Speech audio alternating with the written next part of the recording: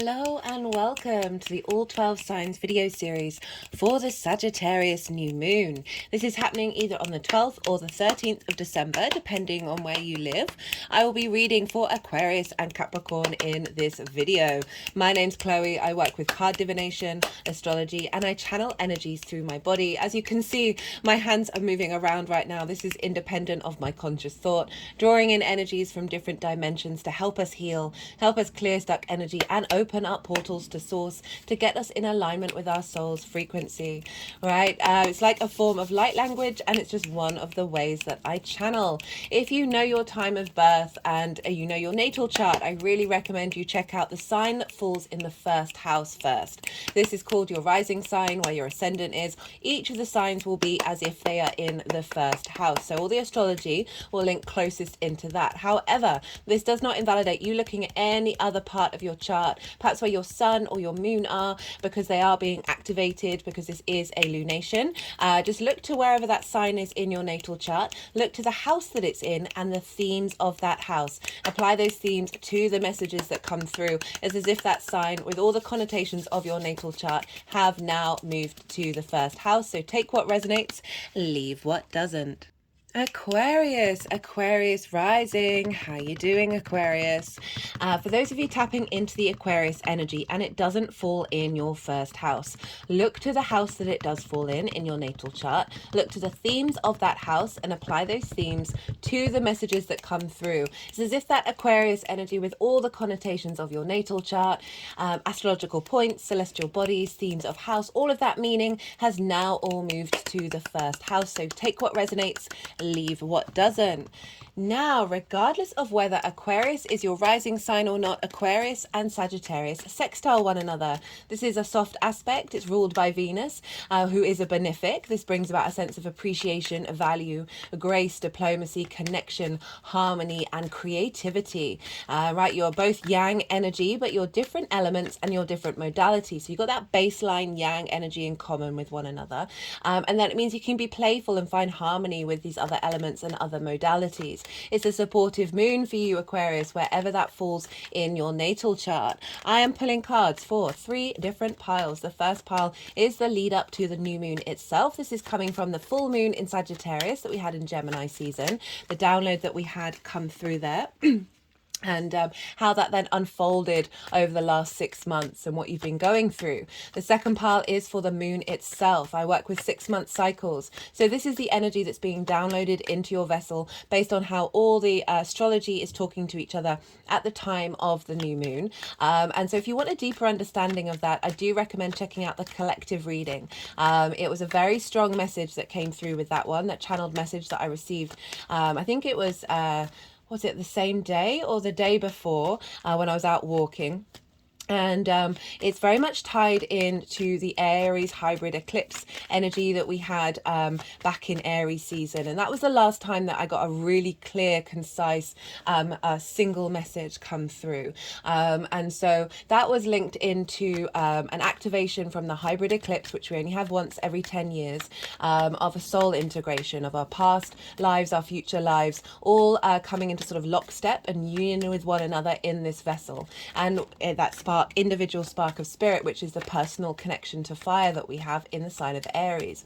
Now, that was, for those of you regulars, you know that for each new moon, we've been unfolding that integration. We've been instigating new cycles in order to integrate that initial message that came through with that hybrid eclipse. Now, this Sagittarius moon was very loud and proud, very clear in the message that was coming through. It's the collective fire sign. It's mutable in nature, and it's ruled by Jupiter.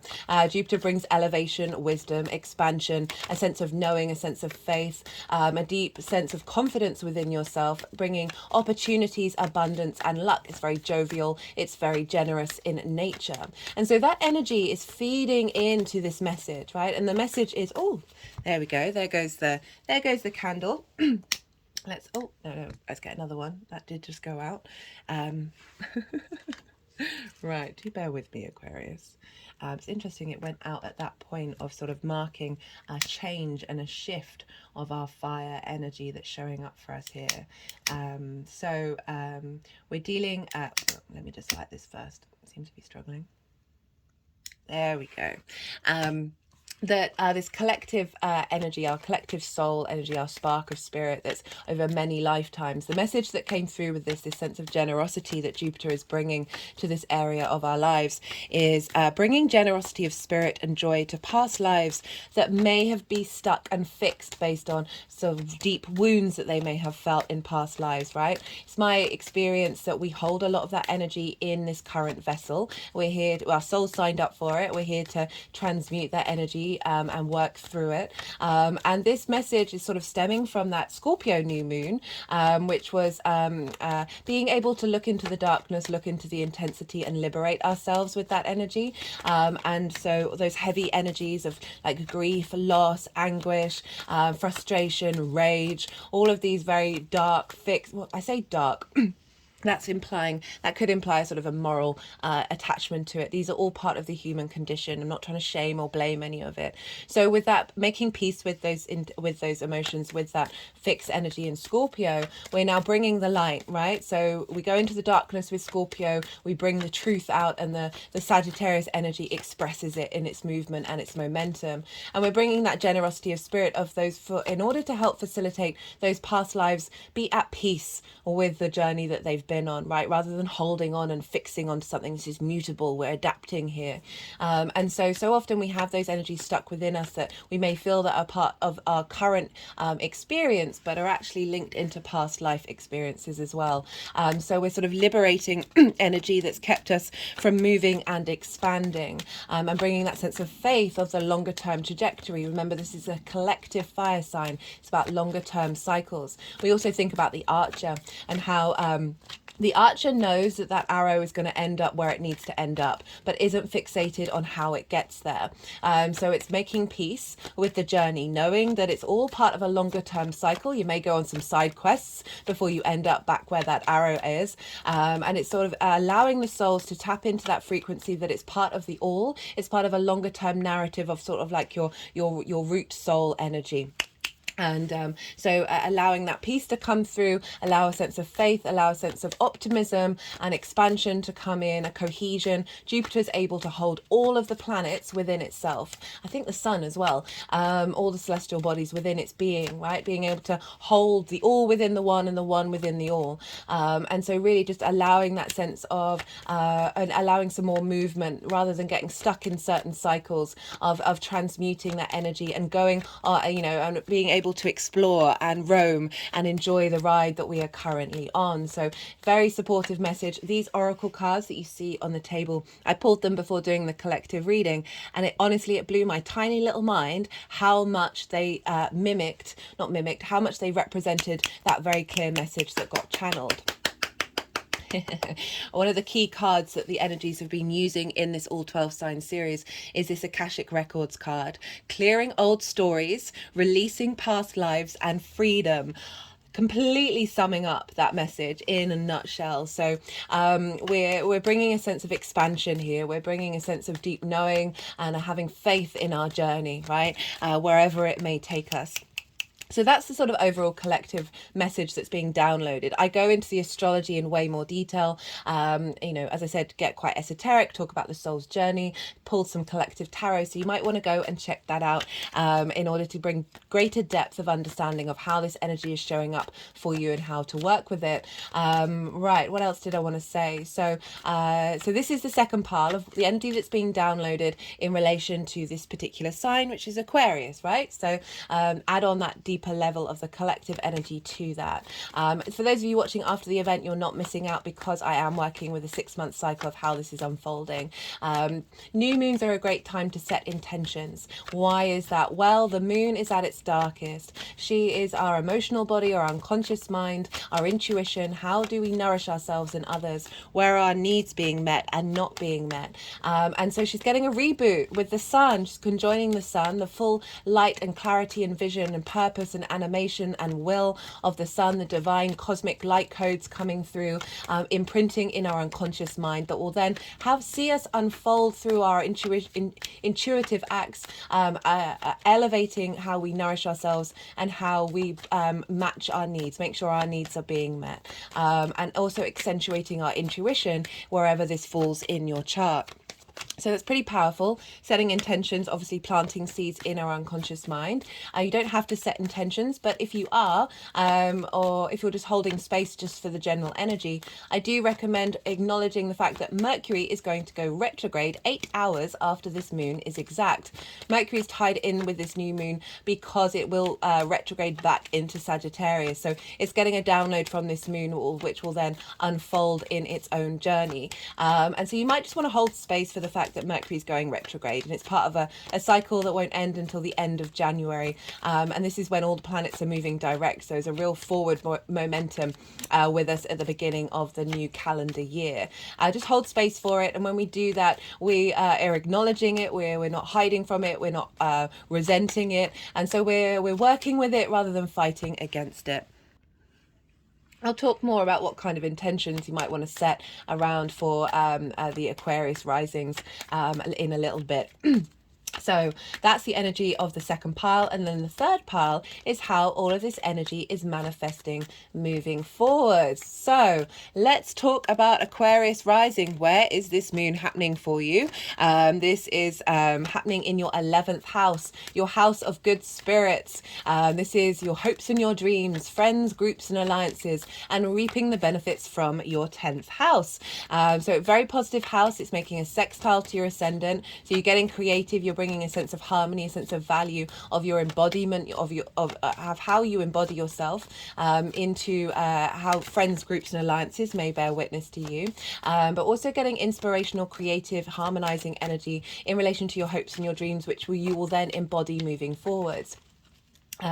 So let's link this energy into the overall messages that were coming through with that collective reading.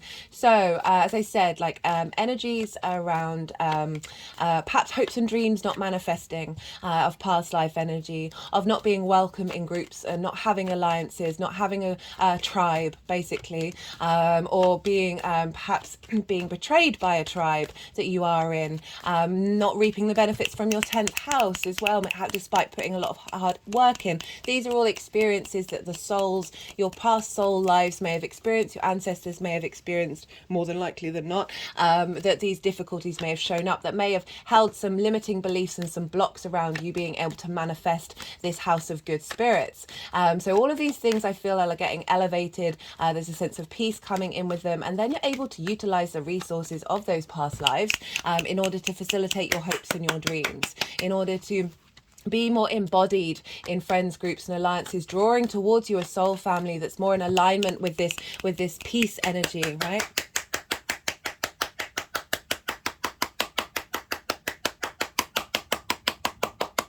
Do apologize. I do always go quiet when they're doing loud clapping because I appreciate it's quite a loud noise. There's lots of portals, there's lots of energy portals on the hand, so it's sort of activating that and confirming messages that come through and helping facilitate that energy into our physical vessels, right?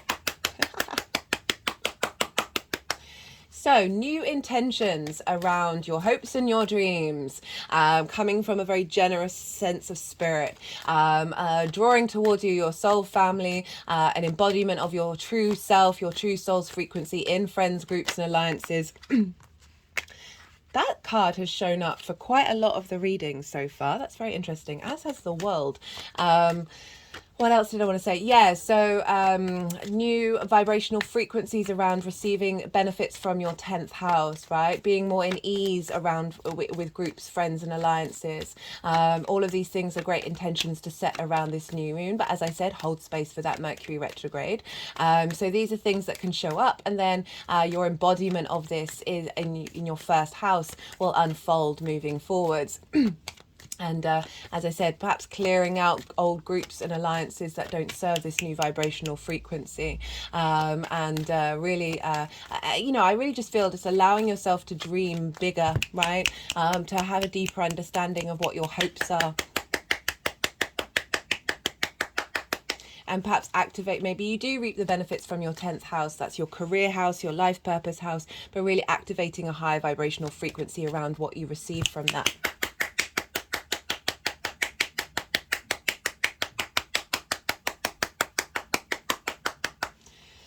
Right, we want to look to where Jupiter is.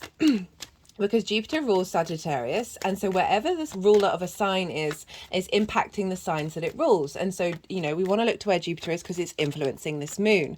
And for you, Aquarius, it's in a fellow fixed sign. It's in your roots. It's squaring your Aquarius energy. It's in your fourth house of roots and excuse me, roots and foundations. This is your ancestors, both both blood and soul lineage.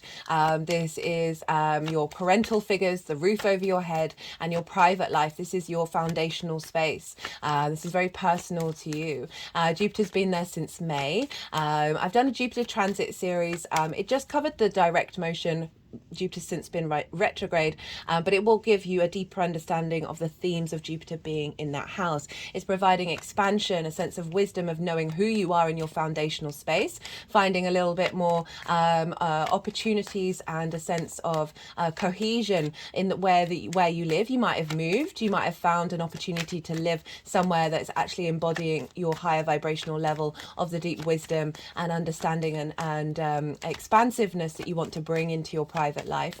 This can be a deeper understanding of your relationship with your parental figures, and finding more peace and more faith in the journey that you've been on with them, as well as just generally feeling more abundant in your home life. Also tapping into your ancestors, of finding the didn't see that go out.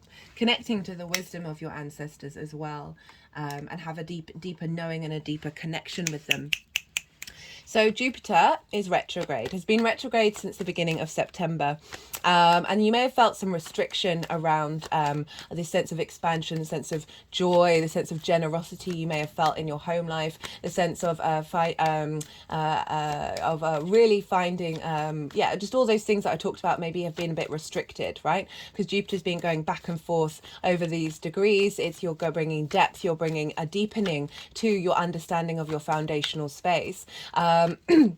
It also may have been limiting relationships and deepening relationships with your parental figures. But Jupiter retrograde means we question things a bit more. It's not really leaning on faith. The expansion in the outer world may have been restricted, right? So you may have been going inward and really trying to work out what your foundations are. There may have been blocks around, as I said, feeling joyful, feeling abundant, feeling generous in your private life. Just not necessarily seeing things manifest. It may have been you may have wanted to move, you may have had to have moved somewhere that's maybe put you in a bit of isolation. All of these sorts of things may have shown up. But overall, whenever we have a retrograde, it is bringing depth and providing a sense of nuance to your understanding of what your faith is in your roots and your foundations as well. Jupiter's going to go direct at the end of the year, and this is in alignment with the new year, as well as Mercury going direct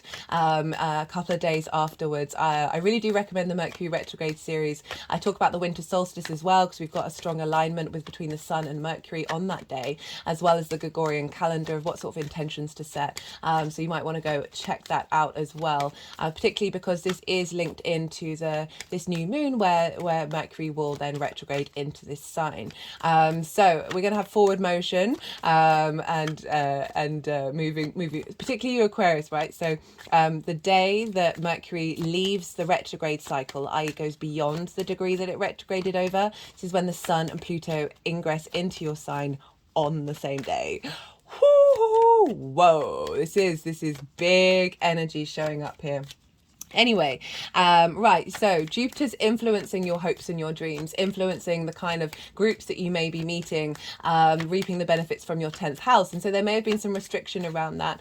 Jupiter was in the 4th at the time of the Sagittarius full moon. But this inner journey, this inner vessel that's been expanded in your roots and your foundations is giving you the strength, the confidence, the inner depth and wisdom to understand having faith in your hopes and your dreams manifest, having faith and providing a deeper sense of incorporating wisdom from your ancestors and your past life energy into your foundations, that's drawing towards you soul family, drawing towards you a high vibrational level of friends, groups and alliances that's in alignment with your new sense of inner wisdom that you're being cultivated in the 4th house. This also can be influencing you having fun in your private life, that's affecting you reaping the benefits from your 10th house.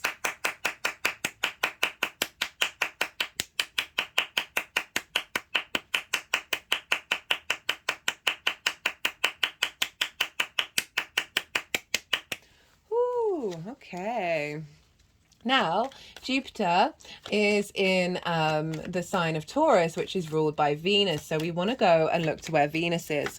And Venus is in Scorpio, a fellow fixed sign. She's opposite Jupiter at the time of this new moon. She's in your 10th house. This is all of this is squaring your energy, Aquarius. Both you and Leo had the same sort of square energy that is pouring in to you, right? Into your manifestation energy of your embodiment of self. So it's an opposition with two squares, and the end point of the T is the release point, which is you, Aquarius, your embodiment of self, your first house. So this is all getting an alignment with who you are, and how you embody that and how you see yourself. So Venus is over in the 10th house of your career, your life purpose, and sort of this is visibility. This is your big outside world reputation. It's often bosses. I like to focus on life purpose because your career can be your life purpose, but it can also help facilitate your life purpose as well. So Venus is moving through the sign of Scorpio for the first time since the South Node has been there. So she's clearing up, she's connecting the dots, she's finding a sense of appreciation and value with everything that you've learned from that eclipse cycle.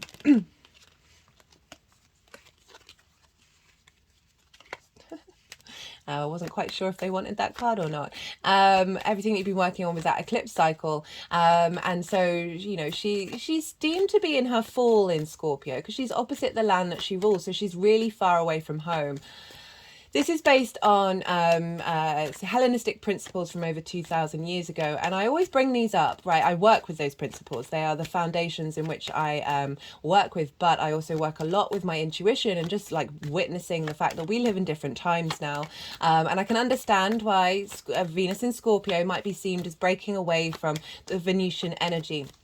However, if we go back into mythology, especially in both the Greek and the Roman times, and Venus is a goddess representation that you find all over the world. There were many different versions of Venus, right? But it's moving away from that sort of harmonious energy of Libra, from that pleasure principle of Taurus.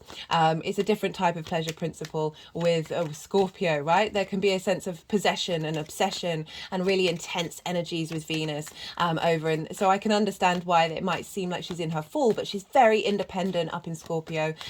She's very clear-minded. She's able to speak her truth. She's able to go into the darkness and be confident. It's very non-conformist energy, very sort of breaking outside of the norms. And being able to speak the truth, really. There is a passion to Scorpio, right? And this is it's very transformative, and Venus is moving through there. And so I find Venus and Scorpio very, I really like the energy. It's very empowering, right? It's in a Mars sign.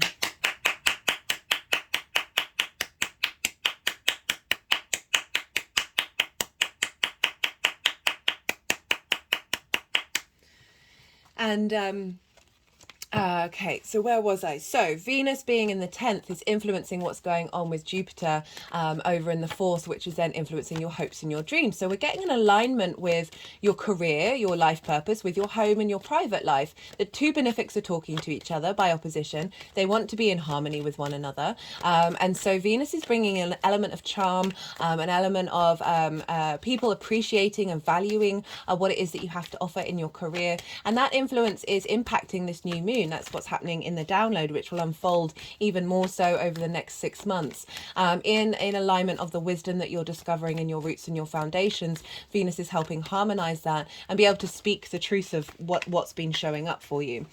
She's conjunct Pallas Athena, which is an asteroid, which represents embodied wisdom. This is also long-term strategy. They're walking hand in hand with one another. They will be exactly conjunct one another at the time of this new moon. So this transformative energy of Venus is being harnessed into the long term, right? And you're embodying the wisdom that this is bringing, this deep sense of love, this deep love of intensity in terms of your career, and being able to tap into your life purpose in terms of the long term strategy.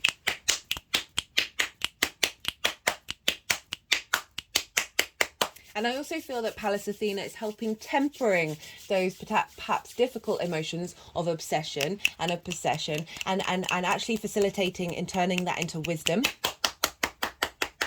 You know, obsessing over your life purpose can be a really positive thing, right? It all depends on how we work with that, and not letting it be out of balance with your home life, right? Okay, where Jupiter is. So, you know, Venus is impacting Jupiter, making sure your life purpose and your roots and your foundations, your visibility as well, in terms of perhaps not over prioritizing work over your private life, bringing that into balance, that's then feeding into your hopes and your dreams. Okay, so it's making a very healthy life choice for you, Aquarius, of making sure that those are in alignment, and then you can flourish with your hopes and your dreams. This is also bringing the grace of Venus in your 10th into that sort of expansion of generosity and good spirits of Jupiter in the 4th into reaping the benefits from your 10th house.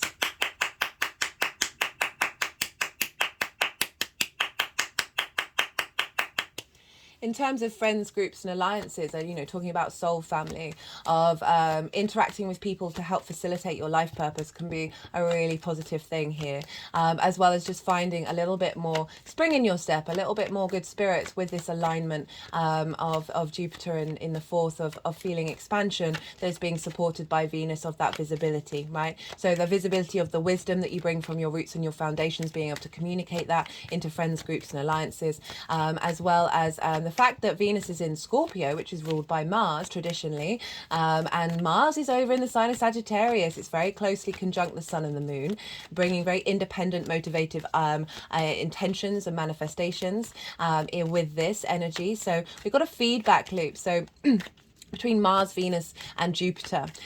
So we're bringing those hopes and dreams back into Venus, and the visibility that you're receiving, and the accentuation of your career, and the visibility of you with the wisdom of the roots of foundations, and that motivation and drive to take action around your hopes and your dreams. A motivation and drive to take action that's in alignment with the wisdom within yourself in friends, groups and alliances, and having visibility around that, the work that you're doing and how you embody yourself, because this is all kind of feeding back into your Aquarius energy by way of manifestation through squares, and then that sextile of being creative, sense of appreciation and value for what it is that you're bringing into the world. So lovely message showing up there just in the astrology. What else? So they're still shuffling, so I can probably talk a little bit more in terms of the astrology for you. Aquarius. Right, I'm just drawn to the fact that Lilith, Black Moon Lilith, is over in the sign of Leo, which is your one-to-one relationships, right? This is business partners, one-to-one clients, or people that you deal with intimately in a business fashion on a one-to-one basis. This is your intimate friends as well as long-term committed relationships. Lilith is moving through there. She's very independent, Lilith. For me, the card for Lilith is the Two of Cups, right? She wants equality, she wants respect, she wants to be honored, and she wants to do the same to the other, right? She doesn't want hypocrisy or hierarchical structures that don't make any sense, and will leave a situation if it doesn't seem like it's going to get resolved. Like, she'll put in the work in order to figure it out, but if the other party isn't engaging in that, then she's like, right, bye, off, I'm off to a different frequency. So Lilith is making a trine to this moon, and so this is facilitating this independent confidence of you being able to express yourself, relationship dynamics that match this Lilith energy of mutual independence, mutual respect and mutual honor, into your hopes and your dreams.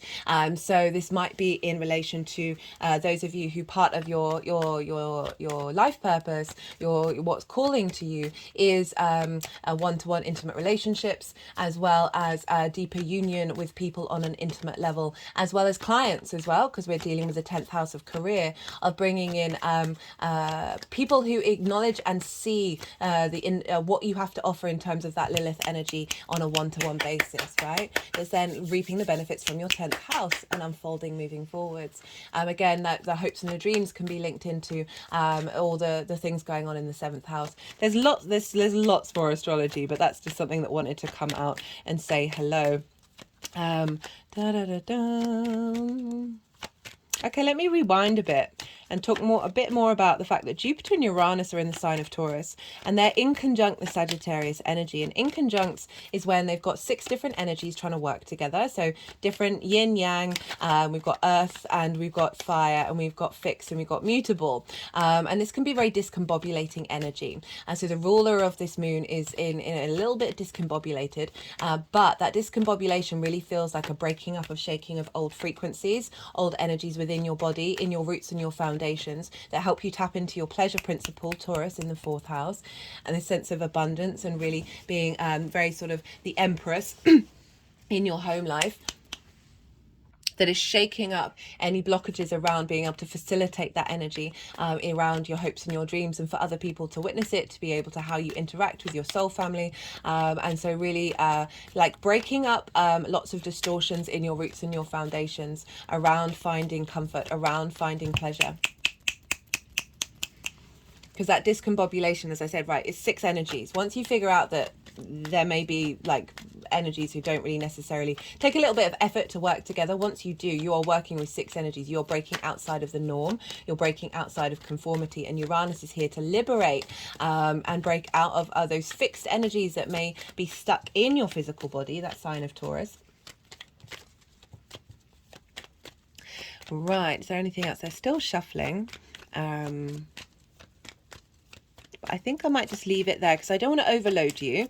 You've had a lot of information, and there is the collective reading that you can go and check out, Aquarius, if you so wish to. I'm going to go quiet now.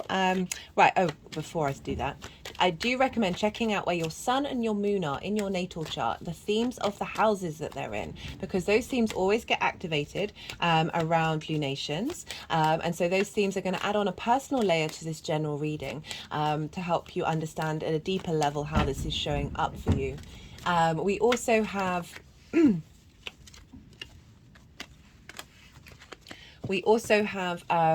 no, that's okay.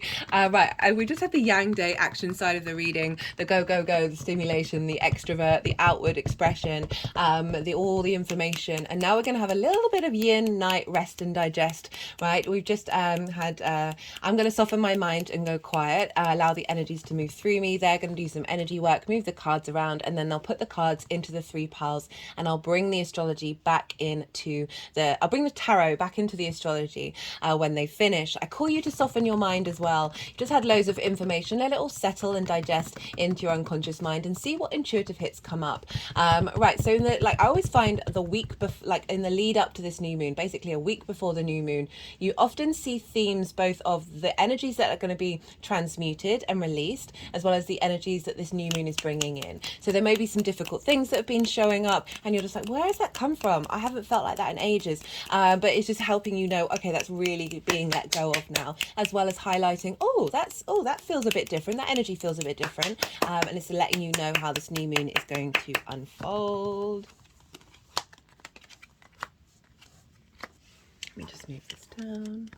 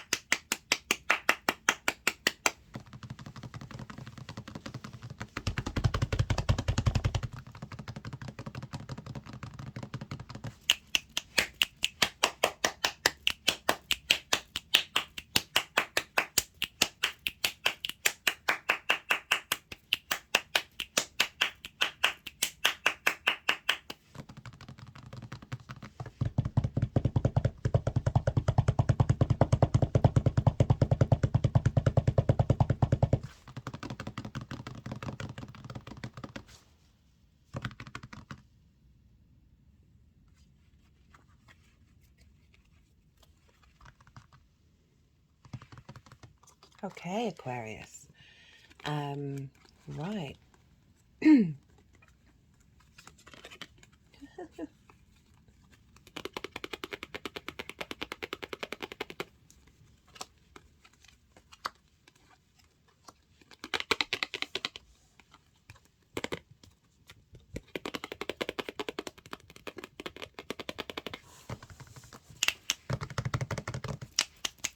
I thought we were finished with the energy work. Obviously not.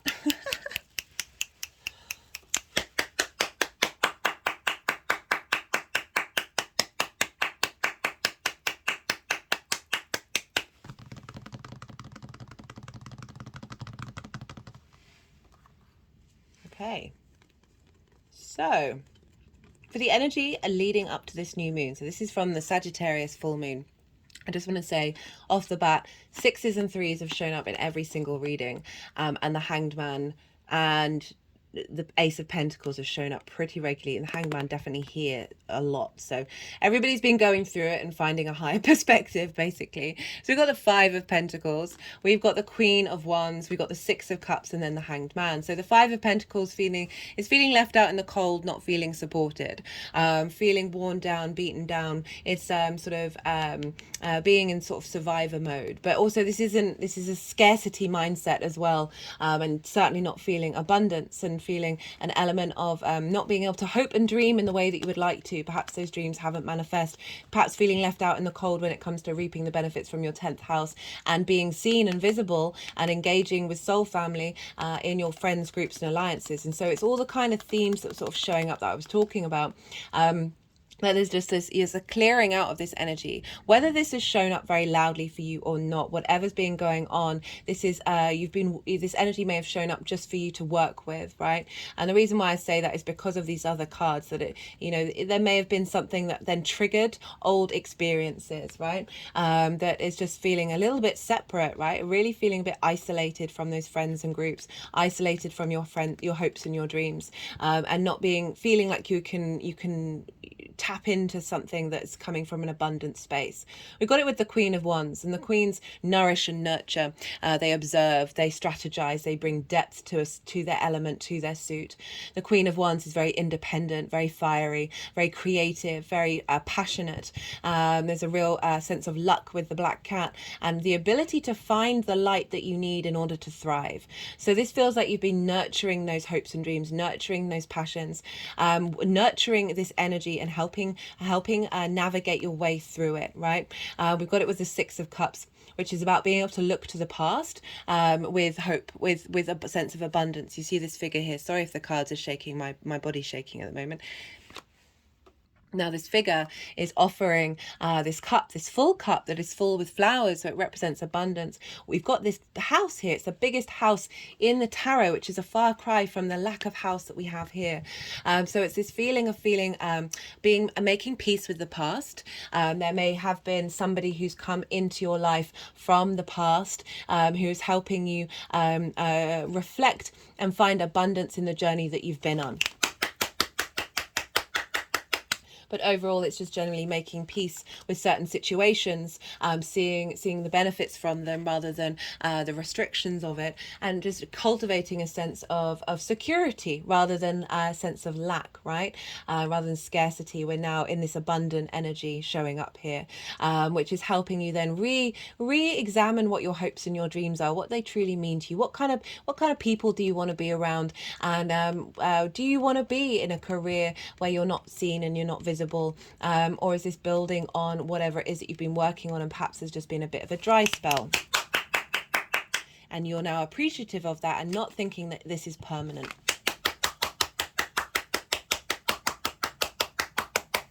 Got it crowned with the Hanged Man. This is about perspective. This is the only card that has a halo, right? So the only figure who has a halo on it, and this represents sort of divine wisdom, right? Elevation, ascension, energy, enlightenment. And this figure is in a state of limbo. There's a pause here in order to reflect on this new perspective of everything that you've been working on, and bring a deeper sense of wisdom, a sense of the mystical within you. I link this into Odin, the Norse god, who was upside down on the world tree for 9 days and 9 nights. And at the end of it, having made that sacrifice of pause, right, in a very busy world, receive the wisdom of the runes, divine, which is another form of divination. So it's really allowing you to connect to your higher self, your higher being, and work through and navigate this energy, and then therefore cultivate a new frequency. As I said, this is saying that whatever came down, like a lot of the readings, whatever came down with that Sagittarius full moon, it may have been difficult, but you've actually found a lot of peace in it, that faith, that sense of, okay, this is part of the journey, and realizing that it's not the whole journey, that mutable energy of things do change.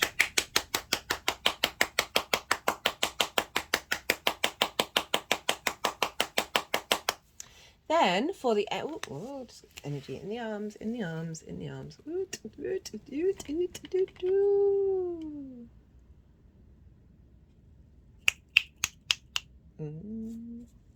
I've just put a finger on my third eye. There's been a lot of third eye energy going on. My third eye's been throbbing quite a lot in a lot of the readings. We've also got the third eye activation card. I really can't wait to do the oracle reading. I recommend coming back and watching it because it makes me feel really good just thinking about it. But yeah, we've got this third eye activation card where my finger currently is in this portal. And now just doing work around the third eye, over the heart chakra, over the heart space itself as well, because so much of our energy is stuck in the heart. I'm sort of hitting it in a good way, like activating, rejigging. Shaking's a really good thing to do, shamanic thing when you've got stuck energy. Right, okay. The Akashic record card has been and the heart card, they really loved using that energy. You know, the universe is love, it's pure love, right? The good, the bad, and the ugly. Right, so we've got, for the energy of the moon itself, we've got the Wheel of Fortune, which is Jupiter's card. We've got the World card, which is Saturn. We've got the Ace of Pentacles with the King of Swords. Love this combination. The Wheel of Fortune's been showing up a fair amount, not surprised. Jupiter is obviously very heavily involved with this. And this is a changing of fate, a new frequency coming in that is raising us up, right? And it's come with the World card. So this is what's being downloaded into you at the time of the new moon that will then unfold over the next 6 months. We've got the World card. You are ruled by Saturn, Aquarius, traditionally. And this is about knowing thyself. When you know thyself, the world opens up to you, right? Traditionally, this was a hermaphrodite, easy for me to say, which is it honoring the fact that we have the masculine and feminine within us. We also have spirit, and honoring that. And when you know yourself, the world opens up. You see this wreath, it is a wreath of victory, right? It is the end of the tarot, but it is also the beginning. It's the confidence that we get when we truly know ourselves and what our hopes and dreams are. Okay, if we're linking it into that, how to be in friends, groups, and alliances, the confidence that we have that we will receive what we need. The world is coming towards us. Right, so think about linking into finding your soul family, connecting to reaping the benefits from your 10th house. The hopes and dreams that you're manifesting will unfold because there's that deep confidence and commitment and legacy that Saturn brings in.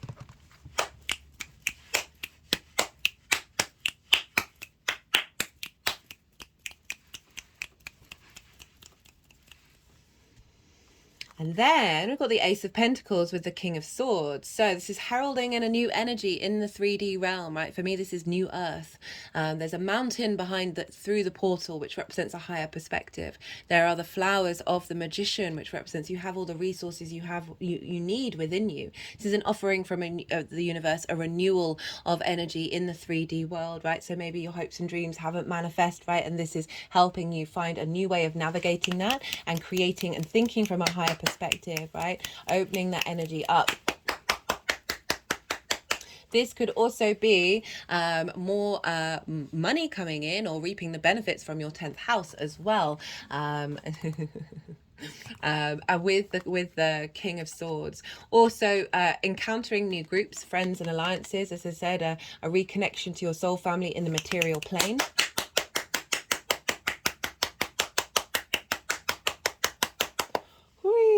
With the King of Swords, this is your card, Aquarius, or one of your cards. The King of Swords is so clear and concise in the actions that it takes. It is going on its own internal universal truth. It's able to make decisions, have ideas around how to manifest your hopes and your dreams. Also the strength of character of how you're showing up in friends, groups and alliances as well. And there's an element of respect and authority and sovereignty that the King brings in and that you're embodying, right?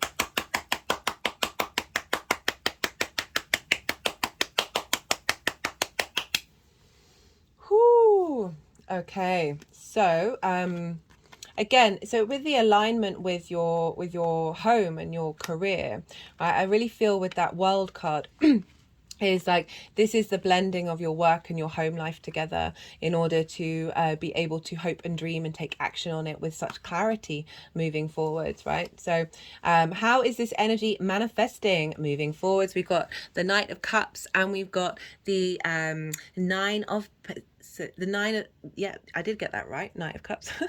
And the Nine of Pentacles.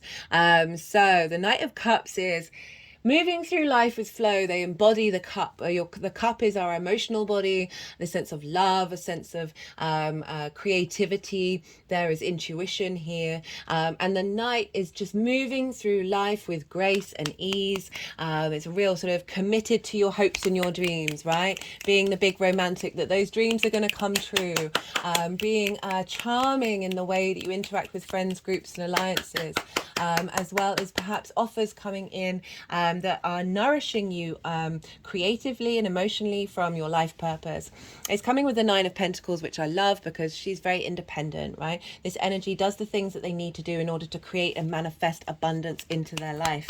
So it's a real strong energy of what's coming through with that King of Swords is then you're implementing it. But I like that it's implementing with cups. And so cups is obviously water, which is where Scorpio is, as well as those pentacles down in the 6th house of you having the confidence to be able to take action around these things and then for them to start to manifest.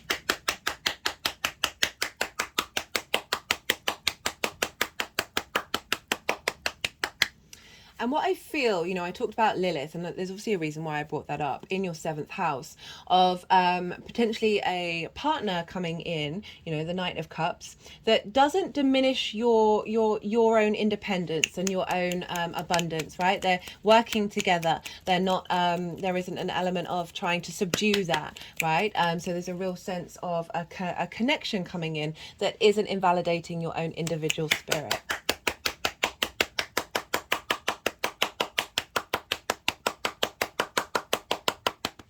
Right, let's get some clarifiers. This is the First Light Tarot. This is Major Arcana and keyword cards. Let's see what wants to come through for my lovely Aquariuses. We have Judgment, results, decisions, outlook, finality. So, you know, it's wanting to focus on results. So whatever's coming through here is helping you implement, just cut the deck and got the World card, helping you implement the hopes and the dreams that are going to be seeing results. Judgment is about elevation. It's about ascension. So ascending your hopes and your dreams and being able to take action around that with grace, with ease. You're not getting burnt out by it, and really being able to move with more flow to manifest these things in your world. Renewal, rebirth, reincarnation, celebration. So there's a rebirth happening with the double World card of a clearing out and an acknowledging of past energy, incorporating it and just elevating it and bringing in a sense of abundance and peace that is helping you then hope and dream in a very different vibrational frequency rather than that space of lack, which may have just caused some blockages around your hopes and your dreams coming true.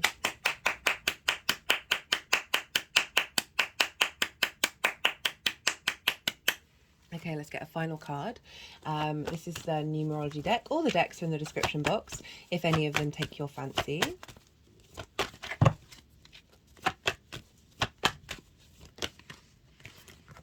We've got healing and environment.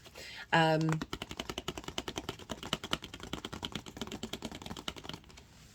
So they're putting healing at the back end of healing some of that energy. The environment as well, you know, your fourth house is your private life. It is your private environment of that facilitating this rebirth. We've just got spiritual partnership come up as I cut the deck, of that, of a new frequency of expansion coming in your roots. So that's then feeding into the rest of your chart.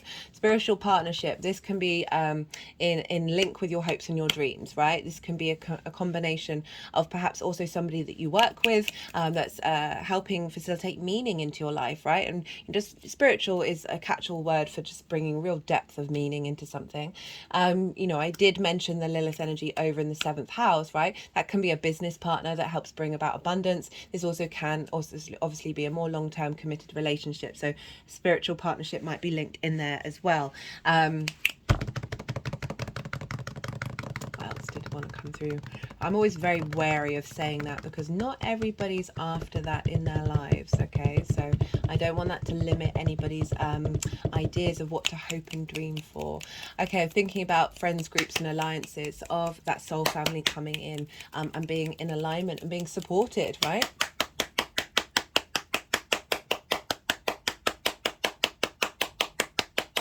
Okay, Aquarius, I'm going to leave it at that. I hope you enjoyed the reading. Be good to yourselves, Aquarius. Be good to those around you.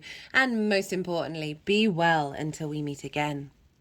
Capricorn rising. How you doing, Capricorn? For those of you tapping into the Capricorn energy and it doesn't fall in the first house, which is your rising sign, look to the house that it does fall in your natal chart. Look to the themes of that house and apply those themes to the messages that come through. It's as if that Capricorn energy, with all the connotations of your natal chart, astrological points, celestial bodies, themes of the house, have now all moved to the first house. So take what resonates, leave what doesn't. Now, regardless of whether Capricorn is your rising sign or not, Capricorn and Sagittarius are next door to each other. This is what's called inverted. So there's a sort of, it's a very subtle energetic transfer here. They don't have a traditional line of sight by aspect, but the way that I like to look at it is, imagine you're sitting next to somebody, but you're both facing forwards. You don't have that direct clear line of vision, that clear line of sight, but you can sense that somebody's sitting next to you. You can feel it on all the different senses. It's this thing, energetic transfer there, on the subtle levels. When I say subtle, this does not diminish the power of the inverted. And so there's a real sense of things going on behind the scenes, right? There's a real sense of, you know, as I said, your spidey senses being up, and just things are going on in the quantum level, right? On the quarks and subquarks in the atoms, and you may not see it as clearly as perhaps some other transits, but it's happening nonetheless. I don't know, I still find that moons in inverted signs are incredibly powerful, and sometimes they really do just show straight up on your doorstep, right? Imagine like your neighbor banging, like maybe throwing something, not badly, but throwing something at your house to get your attention. Oh, okay. What do we got here? Do we want these cards? We do want these cards. Sorry, I always have to go a bit quiet when lots of cards have come out, because sometimes they only want a couple, and I have to just sort of let the energies move through me and figure that out. Right, what was I saying? Yeah, so also, like, say someone's so you're sitting next to someone and they're kind of like nudging you. That's what can kind of happen with inverted. So that's the sort of energy that's showing up. You've got 6 different energies trying to work with one another, right? Capricorn, you are yin in nature, you are cardinal and earth. Sagittarius is yang, mutable fire. So it's kind of like the inverted, but it's more the sort of subtle version of the inverted, where it's like herding cats and it can be a bit discombobulating. You can get some crossed wires, but once you sort of figure out that this does involve a little bit more effort, well, it's actually less effort because they're following one another. So there's got that inherent connection always. But it is sort of, when you understand that these energies are working in a different way to others, that you're then able to utilize all those 6 energies together, because there is an element of familiarity because they are constantly next door to one another. Right. So I'm pulling cards for 3 different piles.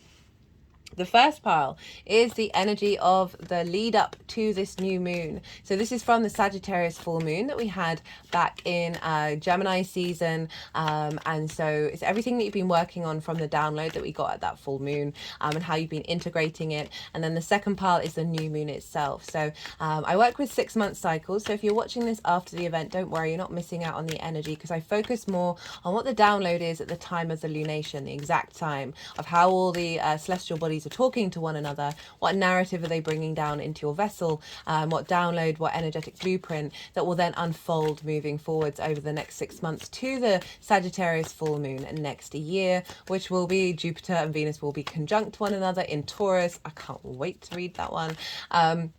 Venus is playing a role in this moon as well. And so what was I going to say? Yeah, so this is the download that's coming in that will then unfold over 6 months. If you want a deeper understanding about the astrology, there's a collective reading where I break that all down in way more detail. I also get a bit more esoteric. I talk about the soul's journey. We had one particular clear channeled message that came through. It was either the same day or the day before for that reading. And I haven't had such a loud message, and there were no other messages that came through other than that one, or things that were deviating off of that main message. Since the Aries hybrid eclipse that happened in Aries season, that was the second moon, new moon that we had in the sign of Aries. A hybrid eclipse happens once every 10 years. What I felt so strongly come through with that was soul integration, both our past lives and our future lives, being more in lockstep energetically with us in this current incarnation of that first individual spark of spirit, right? Our personal connection to fire, that independence of being able to move through the world with that innate confidence that we're in alignment with that long-term trajectory. Now that long-term trajectory is kind of shown up with this Sagittarius reading. I always go quiet when they're clapping because I appreciate you might not be able to hear me. So mutable fire collective energy of Sagittarius, right? This is ruled by Jupiter. Jupiter can bring about wisdom, elevation, generosity, a sense of cohesion, a sense of expansion, a deep knowing, a faith within yourself. And with that, we get the joy, the joviality, the generosity of Jupiter, opportunities, abundance and luck. So we've got all of that energy and feeding into this new moon. And what came up quite clearly was having moved from that new moon in Scorpio. Oh, I forgot to mention, I may have already said it, I do apologize. From each new moon since that Aries hybrid eclipse, we've been integrating new parts of the cycle of the zodiac and the houses within this soul integration. And so since that new moon in Scorpio, which is about being able to look into the darkness, being able to transform and liberate yourself, there's some heavy energies in Scorpio, and making peace with them. So what showed up with this Sagittarius one was connection to like past life energy, and how we hold a lot of that within us. And sometimes those past lives have gone through difficult times. They may have faced a trauma, a really big trauma, or a sense of resentment, a sense of grief, a sense of loss, a sense of rage and fury, obsession, possession, heartbreak, all of these things that maybe have been stuck in the soul, that part of the soul's expression of self, and is not able to move past it. And so this isn't about dishonoring those experiences. It's about because we honored those in the Scorpio new moon, and it's not about denying the reality of that. They're all very understandable human experiences. We are here to engage with all of that, but this Sagittarius new moon feels like the generosity, right? The channeled message that came through was that this new moon is bringing generosity of spirit and joy to past lives that may have been stuck and fixed, right? This is helping liberate energy that keeps us from moving forward and expanding, and stopping us from enjoying the ride that we're currently in. This is about not repeating cycles, honoring those cycles and then transforming them. Mutable energy, fire energy, right? And this sense of joy and generosity of Jupiter and the deep wisdom. You think about the Archer with Sagittarius. Sagittarius, that the knowing, the faith, I keep forgetting what the word is, arrow, will end up where it needs to end up, but it's not about worrying about the details of how it gets there. So it's a deep faith in we're headed where we need to be headed, and enjoying the side quests along the way. So this is really allowing those souls who may be stuck in a certain cycle to make peace with that, to honor that experience, and then realize that it's part of a longer trajectory of our sort of our core soul's narrative, right?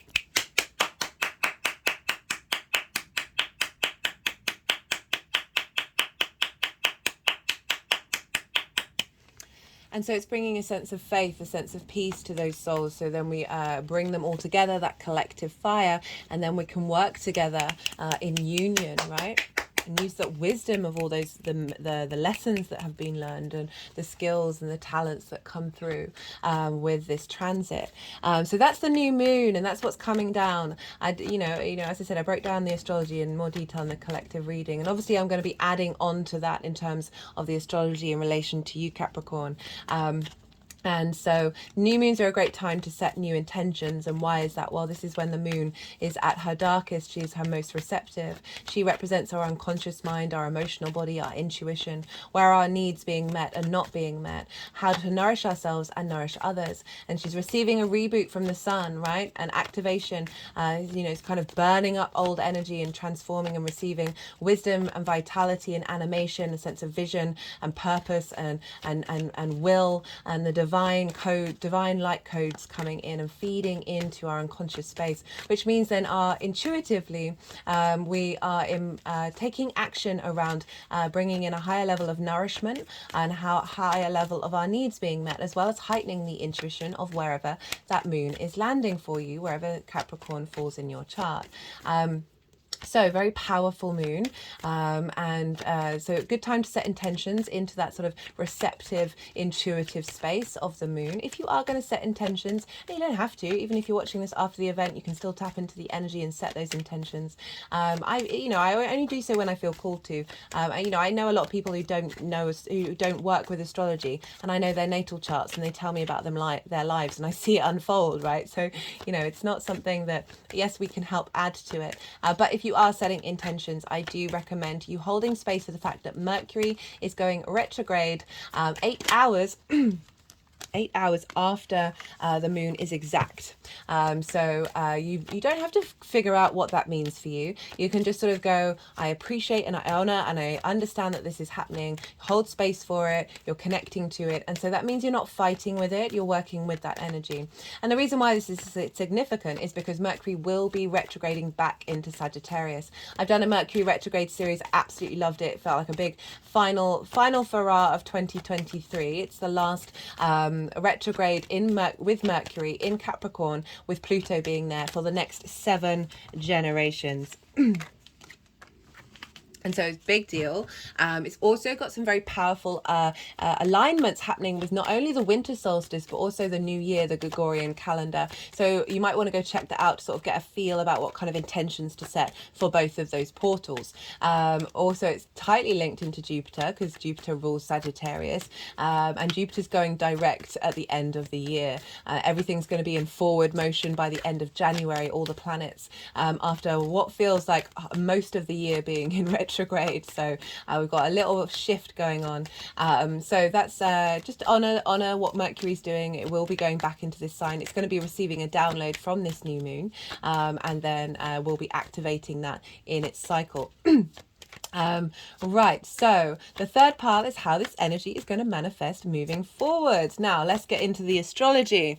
So Capricorn rising, where is this happening for you? Well, this is happening in your 12th house, your hidden house, your house of mysteries.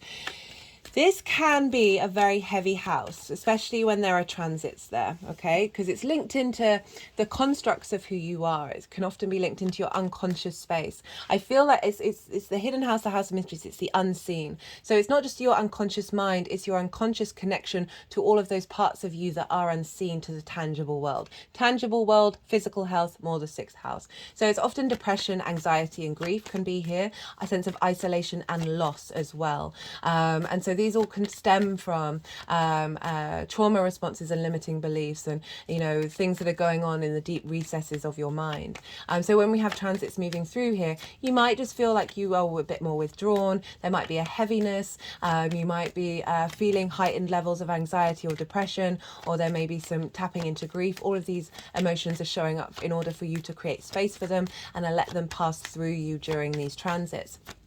Now, it's a very magical house, because underneath all those trauma responses and limiting beliefs is the magic of your soul. And so it's an activation of this as well. There's things going on behind the scenes. And so we've got this new moon here. It's a very powerful new moon that's helping clear out a lot of, making peace with a lot of situations that may have caused you to have limiting beliefs and trauma responses. So we've got that added theme of what I've already talked about onto a house that's very accommodating of that theme, those things that are hidden from you, the past life energy that is within you that you are unaware of. Having this new moon get activated and expressed in a way that's finding more peace, finding more fluidity, finding the ability to adapt and to change into a new cycle.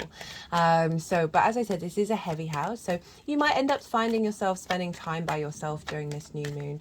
That can just be one of the things that shows up when we have transits in the 12th. Now, intentions around this, intentions around to sit and be able to understand perhaps certain response mechanisms that you have, that you may be finding difficult, sitting and understanding the grief that you're going through, sitting and understanding the magic that's underneath all of that, right? Really allowing yourself the freedom to be able to be at peace and have compassion for all those difficult feelings that you may be feeling in the 12th house.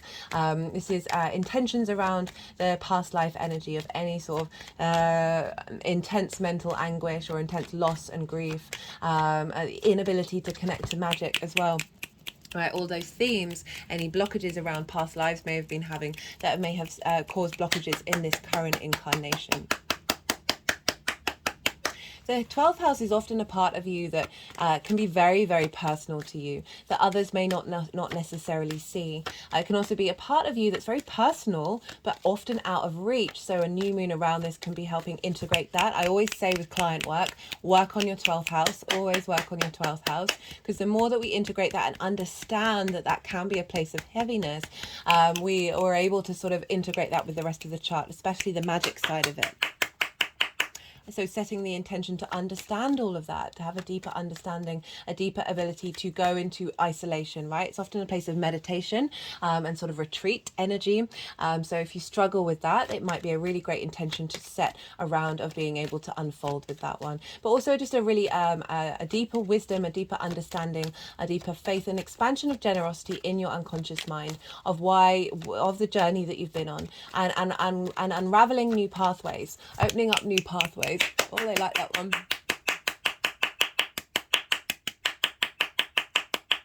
I know a lot of people who've got strong 12th house placements, and they are very, very much connected to the unseen and the magic of the world. So this can be calling to activate that as well. Now, we want to look to where Jupiter is, because Jupiter is the ruler of Sagittarius and therefore is influencing what's going on with this sign, this moon. And Jupiter's over in your 5th house, the house of joy, right? The house of, this is play, creation energy, fun, amusement, games. This is children, both your literal children you may work with, birthing something creative into the world, and it is your creative child, and your inner child, as well as romance and short-term dating. It's your pleasure principle. So Jupiter's been there since May, providing deep wisdom and understanding of connecting to your creativity, connecting to your pleasure principle, and those other themes that I talked about, especially around children and the inner child, and providing wisdom around that. It's trining your Capricorn energy. So this is bringing about a deeper sense of elevation and wisdom that Jupiter can bring. However, Jupiter has been retrograde since September. So you may have felt restriction around all of those things and a going inward and a questioning and a deepening of all of that, but it may feel like that sort of expansion, that joy, that generosity, the sort of opportunities, the abundance, the luck, the outward expression of wisdom, the outward bringing together of joy and creativity and pleasure together may have just been restricted, right? It may be more of an inner experience. As I said, Jupiter is going direct at the end of the year, so you're going to see things come more into manifestation when Jupiter does start to move forwards in relation to your 5th house. But let's tie this Venus into the 12th. So I talked about inner child work, right? So a lot of addiction can show up in the 5th house because our inner child may have felt neglected, and then it's just seeking out constant stimulation, constant filling the hole, filling the gap. Where there may not have been sort of the levels of love and connection you may not have received as a child show up. And so Jupiter in the 5th is helping help you reconnect to the magic of your inner child, helping find a release of anxiety and depression around that.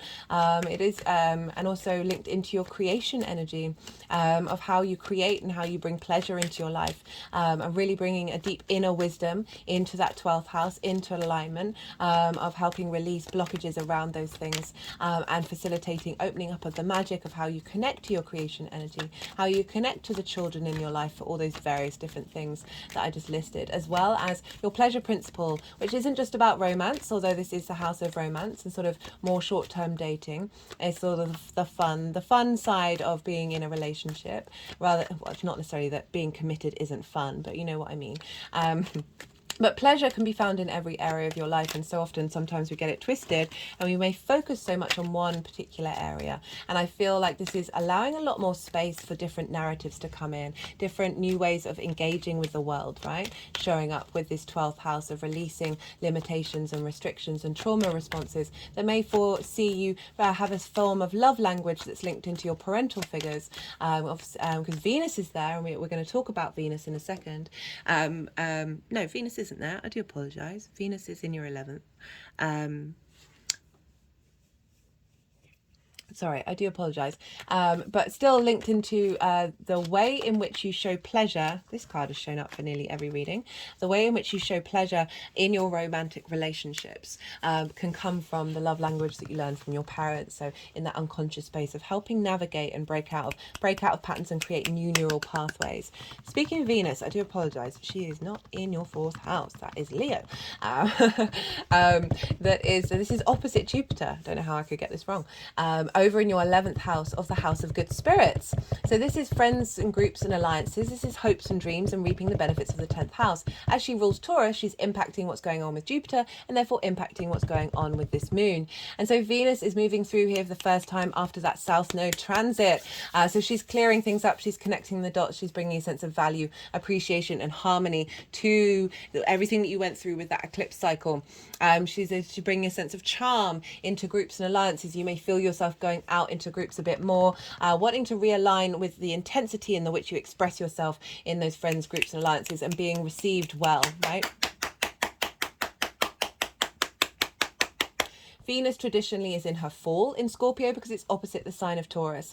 That she's far away from the land that she governs. However, I love Venus in Scorpio. She can get obsessive, possessive. There can be an intensity that can lead to very extreme emotions. However, very non-conventional, very independent, very comfortable expressing their desires. And we've got this combined with the fact that Pallas Athena is an asteroid, is conjunct Venus at the time of this new moon. They're walking hand in hand with each other through the sign of Scorpio.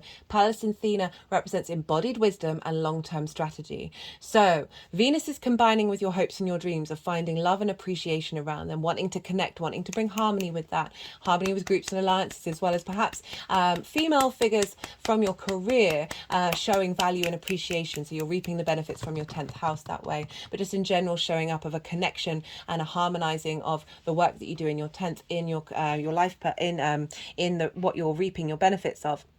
But with Pallas Athena, it represents embodied wisdom and strategy. So what Venus is doing and implementing in terms of your hopes and your dreams, the kind of soul family you want to be drawn towards, and the sign elevating relationship dynamics in groups, friends and alliances, as well as reaping everything that you've been working on in that 10th house, is for your long-term strategy. And this is opposite Jupiter over in your 5th house of joy, right? And so they're trying to be in balance with one another, of that creative energy, that love, that pleasure principle, being facilitated in your hopes and your dreams. So they're having a little conversation. So your hopes and your dreams is feeding into your creation and your pleasure principle. That's then feeding into the 12th house of what's being transmuted, what we're expanding in, and allowing the magic to come through to help facilitate those things.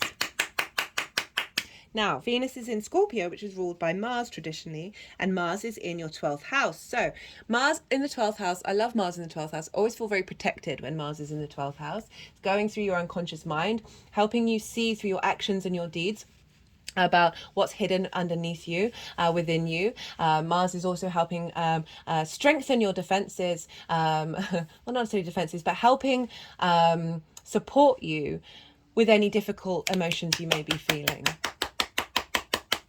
Very independent, wants you to be liberated, right? It's conjunct Ceres, the goddess, earth goddess asteroid of the harvest, of abundance. So we're getting a lot of support here from the asteroids, which I love. I always love it when they show up. They're so loud in natal charts as well. It's ridiculous.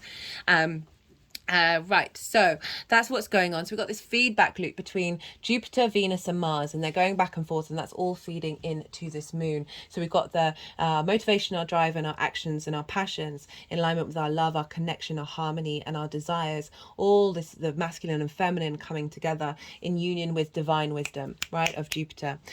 So really, really love this transit. Okay, right, that's everything I'm going to say. Check out where your sun and your moon are in your natal chart. Check out the houses that they're in, the themes of those houses, because this is they're gonna get activated with this new moon cycle. They always do, right? But it can just help give a little bit more personal understanding about how this moon is showing up for you outside of this general reading. Right, the deck was put down ages ago. There's quite a few cards here. You just had the Yang Day action side of the reading, the go go go, the stimulation, the extrovert, right? So all the information, the outward expression, and now we're gonna have a little bit of Yin, night, rest and digest, right? You just had loads of information. Let that all settle into your unconscious mind. See what intuitive hits come up. So often I find like the week before the new moon, sometimes a bit before that, themes show up that are helping you know what's being released and what this new moon is bringing in. So there may be some difficult things that have been showing up and you're like, where did that come from? Why am I feeling that so intensely? That's part of the moon cycle of the what's going through the balsamic phase and being composted and then transformed into new energy, right? And then new things can be showing you like, oh, that feels different. Where's that come from? That'll be what the moon is going, hey, wink, wink, wink, wink. Right. I'm going to go quiet and soften my mind. I'm going to allow the energies to move through me, and they're going to do some energy work. They may move the cards around a bit, and then they'll put the cards into the 3 piles, and then I'll come back round and I'll bring the astrology in with the tarot.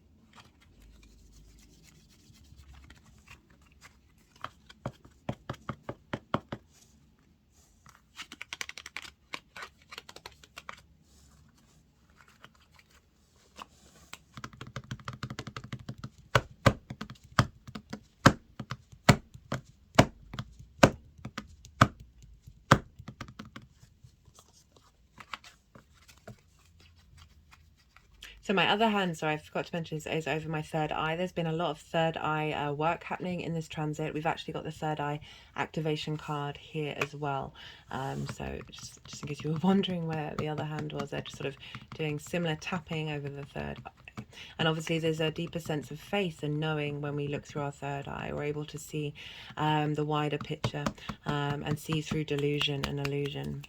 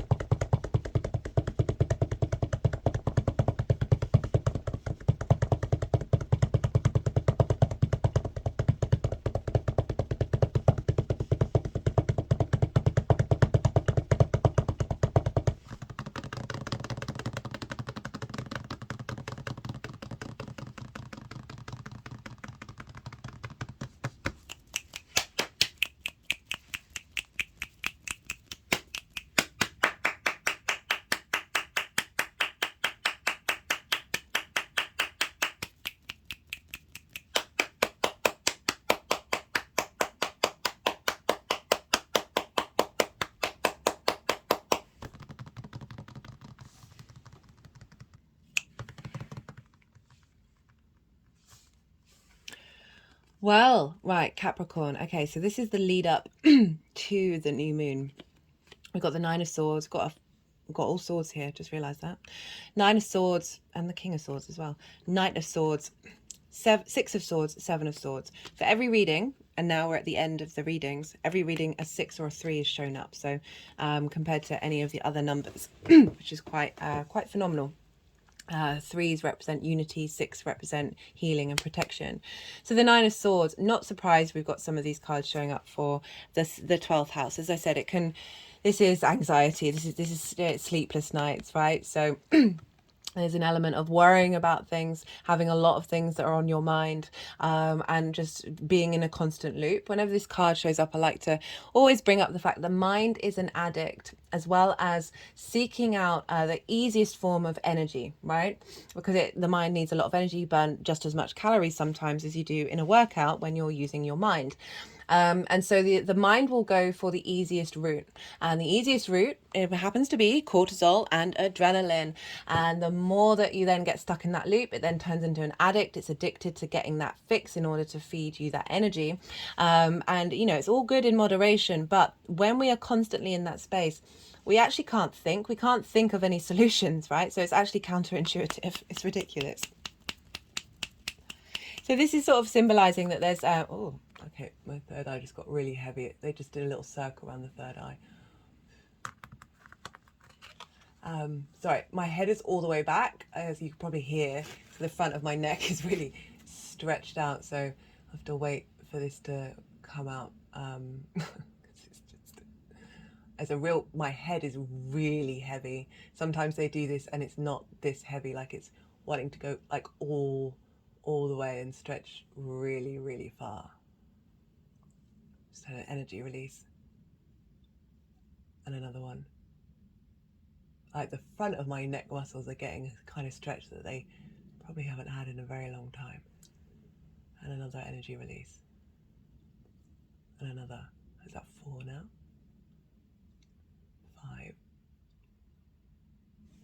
5. Ugh. Okay. Whew. That's interesting. That's never happened before. Even in client work. Oh, I feel such a release in the throat area.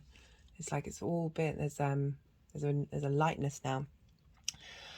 Whatever that may mean, perhaps a channeled message will come out because of it. Right, so this is not surprising for the 12th house, right? Because this is the card that really very much closely links into that. So we've had the sun moving through there, Mars moves through there, Mercury's moved through there. So you may have just been going over a lot of things and worrying and being in a state of worry. I'm feeling quite overloaded as well, because when we have 12th house transits, we kind of want to go inward, and in our busy lives, there's just so much going on.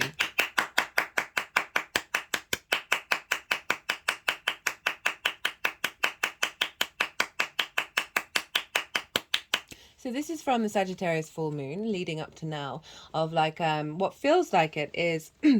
So these are sort of worries and fears and anxieties linked into sort of past life energy as well. But with the Knight of Swords, what I'm getting is the Knight of Swords is, you know, it embodies the sword, is able to sort of, what feels like it's cutting through. Oh, okay, all the way back. Okay, they've had me lay all the way back with my arms outstretched above my head. Yeah. One day I'll have a clearer understanding of what all the movements mean, but until that day, we'll just have to interpret them together. So, okay. Because it's quite hard to think right now.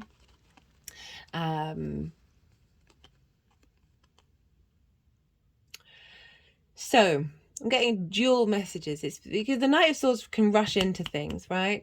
Something's happened very quickly and making a very quick decision about something that is potentially bringing about some anxiety.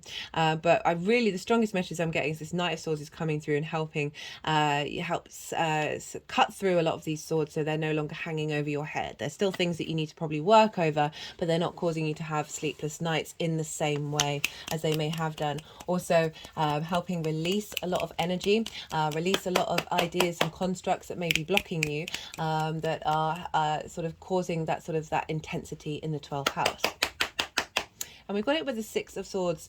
Like the Knight of Swords can be like fools rush in, very quick to words, very quick to action.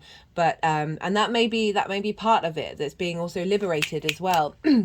But as I said, the overall message was like the Knight of Swords helping cut through a lot of this stuff, and also set you free, right? The Knight embodies truth, and sometimes it's, you know, a truth that's very quick off the mark, that if you gave it a second guess, there might be some other ideas come in. But overall, this ability to act clearly. Right, so we've got the Six of Swords, the Seven of Swords, and so it's marking a real transition. Six of Swords is saying you've gone through some difficult times, and this also could be other people making very quick decisions that are causing sleepless nights as well, or potentially a lot of rushing around that's led to overwhelm. But anyway, so the Six of Wands, swords is rocky waters moving into calm waters. You're being guided. There's a transition phase that's happening in the lead up to this new moon. You're going into calmer waters, and you're taking with you that which is really important to you. And so 9 minus 3 is 6, and therefore you're taking what is going to help you survive and thrive in those calmer waters. We've got it with the Seven of Swords. Didn't I count 5 releases, energetic releases? So this figure, I love the Seven of Swords. I don't get why it gets a bad rep. It's the color of the sun, which in tarot really represents like vitality and illumination. This figure is stealing away the Five of Swords. For me, the Five of Swords is the most difficult card in the deck to look at, because it really does represent some of the real human ugliness that we see in the collective. It's very much about domination, winning at all costs, conflict, bully and victim mentality. And this figure is stealing away those Five of Swords, stealing away conflict in order to bring about peace, right? In order to bring about you being able to tap into your intuition, the Two of Swords, and being able to see clearly through inspiration what to do in order to, you know, these Nine of Swords, they might be all very valid experiences and things going on in your life, but this state in which we engage with them system is not the one that then solves any problems or helps facilitate, bring in peace. I just put the finger over the third eye of the Seven of Swords. So this is allowing you to think differently, right? Bringing in a new frequency. And you've been working with that, but it's a transition phase. That Six of Swords has shown up a couple of times in this spot. So it's acknowledging that we're moving in, we're not quite there yet with that past energy. We have for the energy of the moon itself, what's being downloaded. This is the Death card and the King of Swords. So the Death card in the 12th house is acknowledging that all things do change, right? This is about, I love the Death card. Unlike the Five of Swords, I really appreciate the Death card. The monarch is no longer breathing. This is acknowledgement of what's coming through is a release of authority that's had a hold over you that doesn't serve you.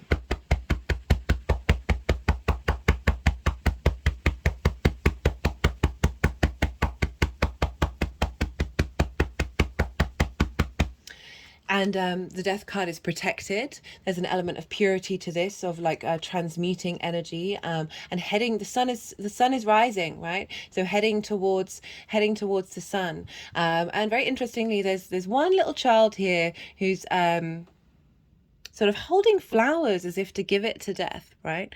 Of acknowledging that there is regrowth on the other side of this transition.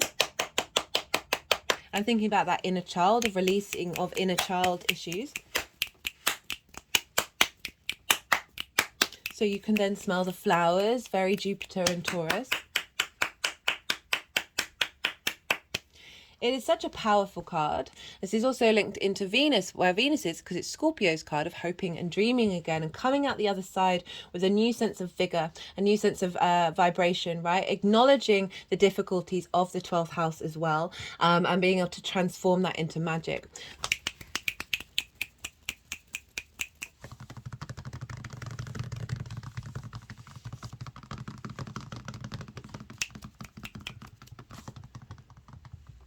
Sorry, I'm not feeling called to talk right now. I've got some very interesting energy moving through my body.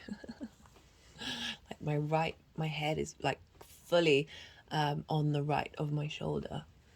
Okay, the head just moved into all four quarters. Ooh, okay, so it just feels like a big alignment that's happening here. Oh, I remember there was like, wasn't there 5 energy releases of like that conflict moving away? And this again, this is transition. This is the ability to transform with the King of Swords, of this clarity, this truth that you're bringing forward. Right, rather than the Nine of Swords, the King of Swords knows clearly what reality is, clearing away delusions, clearing away illusions that have been blocking your ability to find joy, to be able to hope and dream, and be able to take action on it with clarity. There's a real strength of character with the King of Swords. It represents sort of divine inspiration, divine wisdom coming in and acting on it. So I feel like with that Nine of Swords, there may just be a lot of different energies coming in when you're asleep, when you like how you're channeling and whatever it is that you're doing. And now there's is clearing away of that conflict, of that overload, and bringing in a new frequency that is you're able to hear the truth of what's being said. Truth is subjective, I know that, but as close as you can get to it, you know, and tapping into that magic with clarity. And I really like how we've moved from the Knight of Swords to the King of Swords. So there's an element of maturity coming in. This is obviously the Aquarius card, and for you that is in your second house of how you value yourself, right? And the skills and the resources that you have in order to create in the world. So perhaps getting some downloads in relation to that as well. How this energy is manifesting moving forwards. Now, I really like this combination. After the transformative clarity that's coming in here, we've got the Moon card, we've got the Knight of Cups, we've got the Ace of Pentacles. So the Moon card in the 12th, clearing away delusions, but tapping into the magic, into your psychic ability and your ability to see in the darkness, right? See that which is hidden.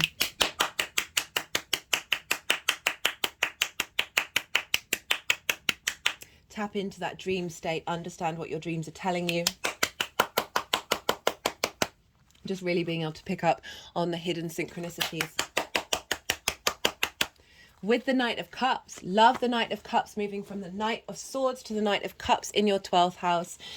The Knight of Cups is a bit more romantic, right? A less fools rush in, more like the slow ambling. Let's enjoy the ride. Let's have a look around. Let's just feel good about ourselves, feel good about everybody else, spreading love, sparing intuition and creativity. They are the embodiment of that. So the fact you got the moon and then the embodiment of intuition and love, right, coming through in your unconscious mind. I absolutely love this combination of cards, because admittedly this energy could feel a little difficult, could feel a little hard. And this is all sort of helping sort of bring about that sense of that pleasure coming through, right, from the 5th house, and your hopes and your dreams, an embodiment of that from a very deep, hidden, magical space. And it's come with the Ace of Pentacles, which means there's a renewal. This card's showing up loads. There's a renewal. A depth of understanding of your unconscious space. There's a higher perspective coming in that you're then able to put it into tangible practice in the 3D world, that earth energy of Capricorn, right? You're able to embody it, this new offering of a new way of engaging with your unconscious, engaging with the unseen. There's a mountain in the background representing a higher perspective going through that portal. And I call this card the New Earth card because it's bringing 5D mentality into the 3D abundance. We've got the flowers of the magician here, the lilies and the roses, representing you have the magic within you. You have the magic in your unconscious. My head just keeps moving back and back and forth, like the back of my neck touching, the back of my back. Wow, okay, it's a lot. I've got the 4 of Pentacles, real inner sovereignty, inner strengthening of your inner reality, and feeling secure and feeling stable, rather than that 9 of Swords, which is very unsure of what's going on and worrying and fearing. This 4 of Pentacles is like, I am in control. I am in my sovereignty. Okay, let's get some clarifiers for you, Capricorn. Hello, we've got the World card. This is Saturn. This is your ruler. Renewal, rebirth, reincarnation, celebration. The World card has shown up a fair amount for everybody here. And so there's a real sense of completion, of knowing thyself, knowing in the depths, in that Scorpio, being able to go into the depths with clarity, right? Into that intensity, and be able to reveal the truth.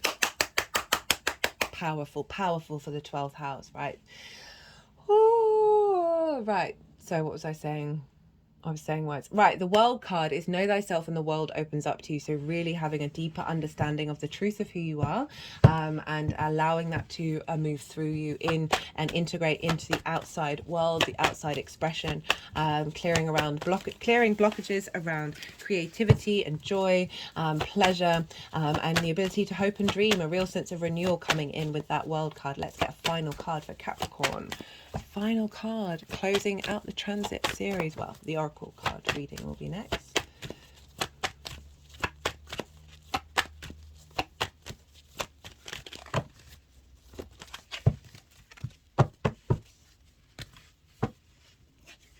Got domestic harmony. So domestic harmony in your 12th house, in all those different constructs of who you are, in those past lives energies kicking around, and finding a real sense of flow within one another, rather than anxiety and depression, and sort of fear and worry, being more in harmony with your hidden self. Again, had another weird neck thing. They do like doing that.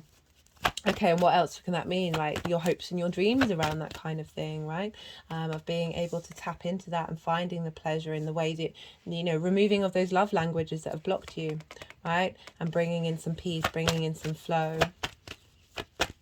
All right, let's do one more card. One more card for Capricorn.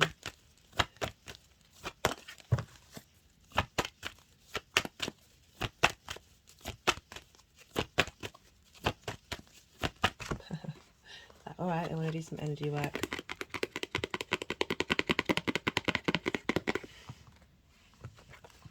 Just had an energy release there.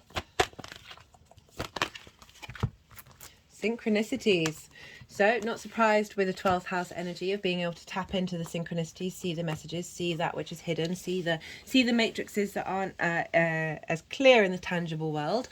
All right, Capricorn, I'm going to leave it at that. Be good to yourselves, be good to those around you, and most importantly, be well until we meet again.